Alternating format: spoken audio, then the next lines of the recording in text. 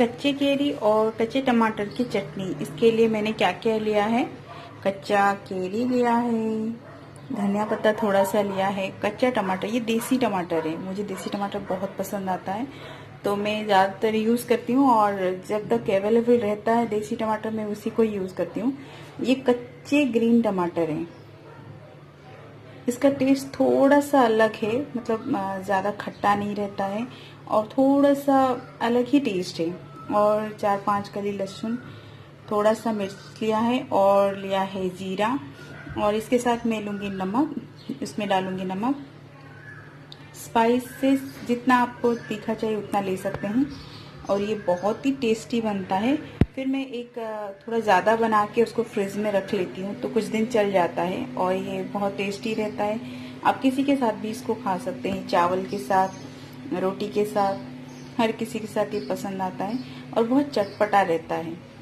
तो अगर आपको भी बनाना है तो आप ऐसे बना सकते हैं। क्वांटिटी इसी हिसाब से रखेंगे तो इसका टेस्ट बहुत अच्छा आएगा।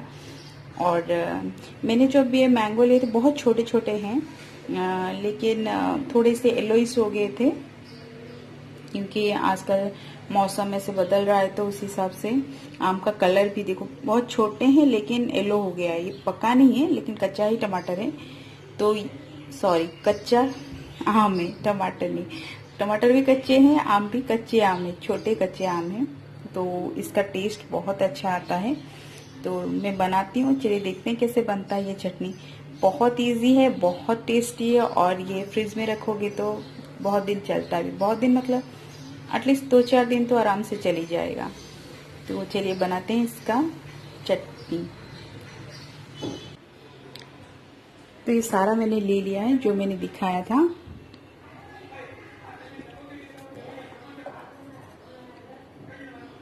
और इसमें डालूंगी हिमालयन पिंक सॉल्ट।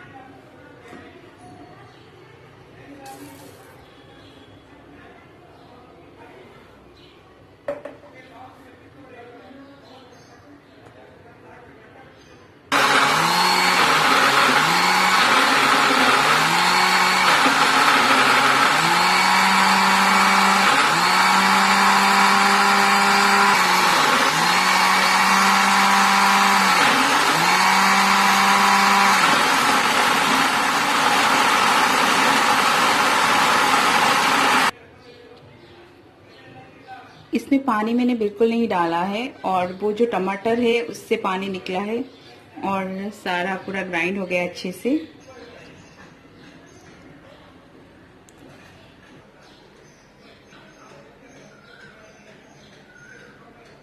ये बन गई कच्चे केरी और कच्चे टमाटर की चटनी।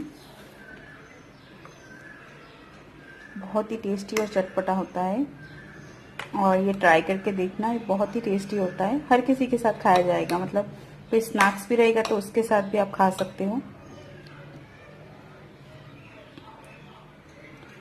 तो कैसी लगी आज की ये रेसिपी? अगर अच्छा लगा तो please like share and subscribe my channel. Thank you, bye.